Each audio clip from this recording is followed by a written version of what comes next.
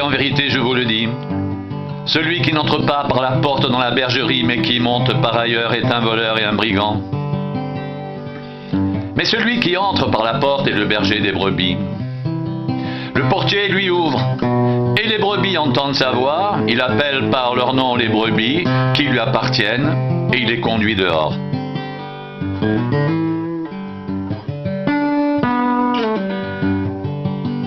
Lorsqu'il a fait sortir toutes ses propres brebis, il marche devant elles, et les brebis le suivent parce qu'elles connaissent sa voix. Elles ne suivront point un étranger, mais elles fuiront loin de lui parce qu'elles ne connaissent pas la voix des étrangers. Jésus leur dit cette parabole, mais ils ne comprirent pas de quoi il leur parlait.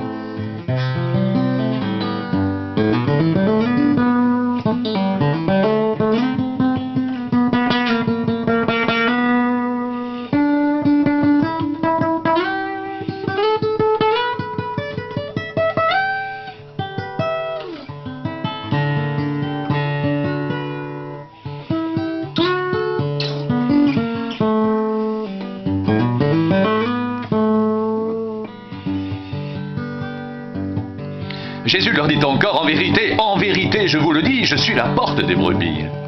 Tous ceux qui sont venus avant moi sont des voleurs et des brigands, mais les brebis ne les ont point écoutés. Je suis la porte, si quelqu'un entre par moi, il sera sauvé, il entrera, il sortira, et il trouvera des pâturages. Le voleur ne vient que pour dérober, égorger et détruire.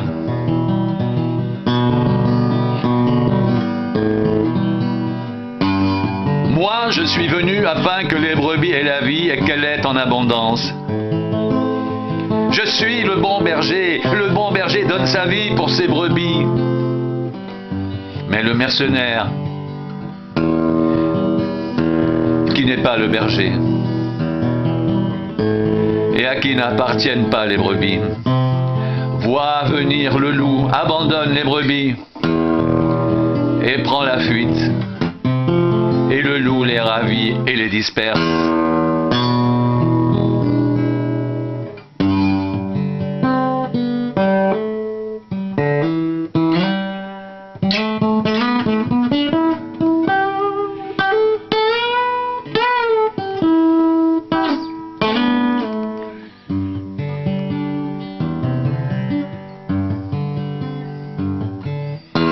Le mercenaire s'enfuit.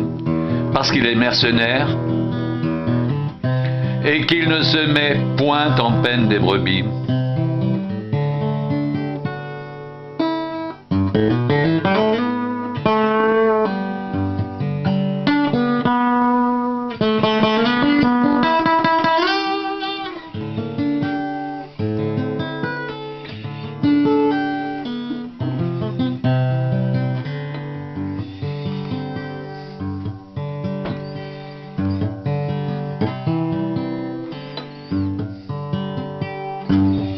Je suis le bon berger. Je connais mes brebis. Et elles me connaissent.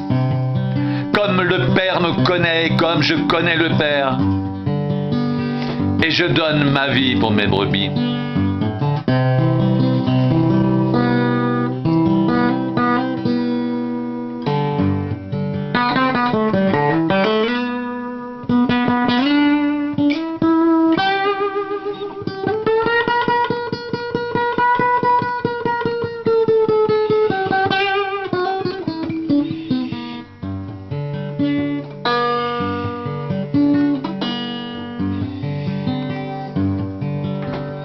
J'ai encore d'autres brebis qui ne sont pas de cette bergerie.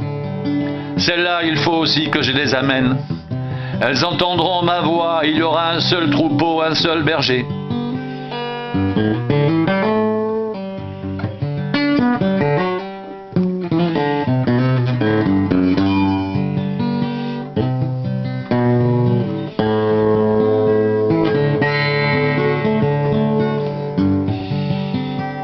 Le Père m'aime parce que je donne ma vie afin de la reprendre.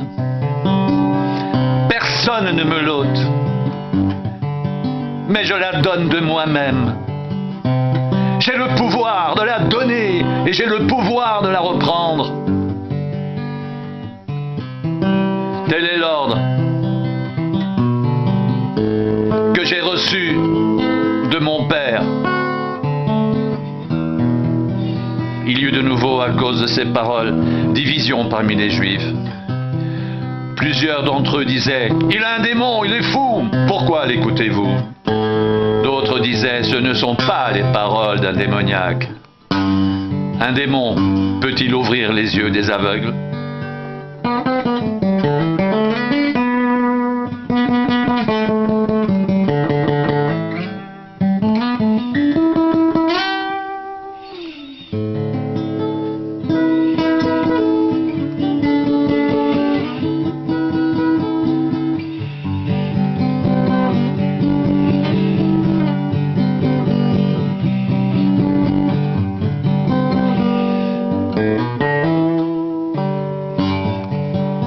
On célébrait à Jérusalem la fête de la dédicace. C'était l'hiver. Et Jésus se promenait dans le temple sous le portique de Salomon.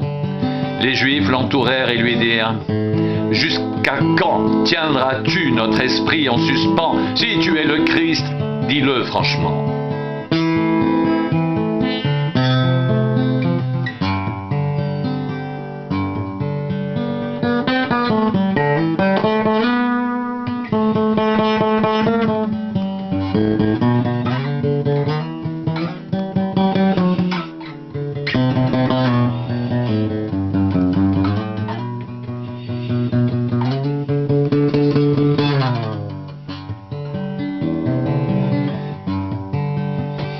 Jésus leur répondit, je vous l'ai dit, et vous ne croyez pas.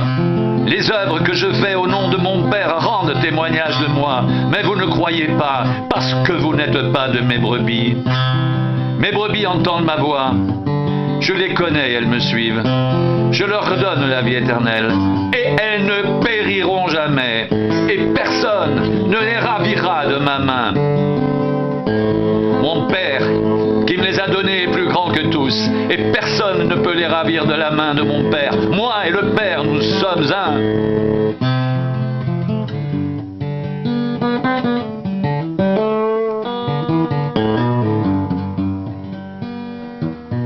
Alors les Juifs prirent de nouveau des pierres pour le lapider.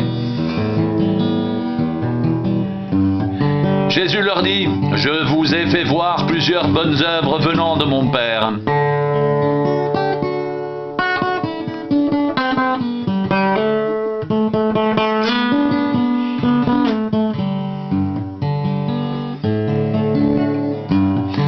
Pour laquelle me lapidez-vous ?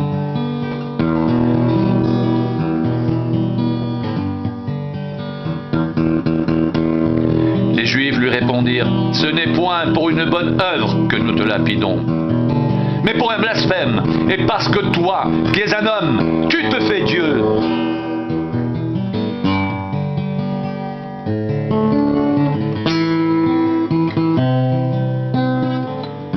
Jésus leur répondit, « N'est-il pas écrit dans votre loi ? »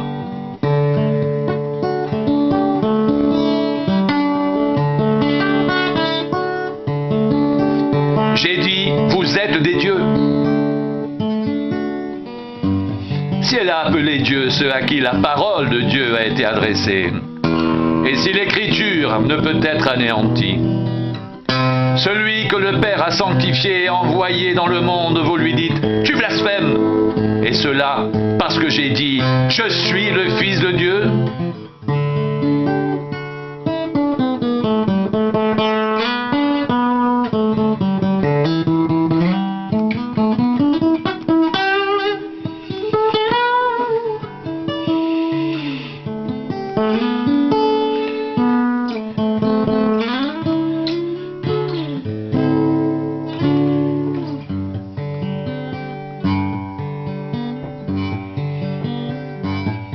Si je ne fais pas les œuvres de mon Père, ne me croyez pas.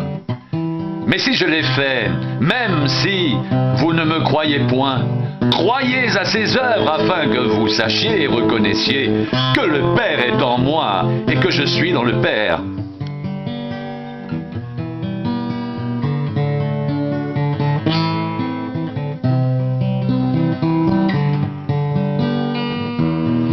Là-dessus, ils cherchèrent encore à le saisir,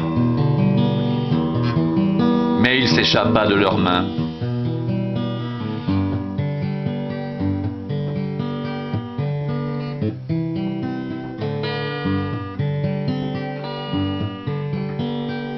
Jésus s'en alla de nouveau au-delà du Jourdain, dans le lieu où Jean avait d'abord baptisé. Et il y demeura.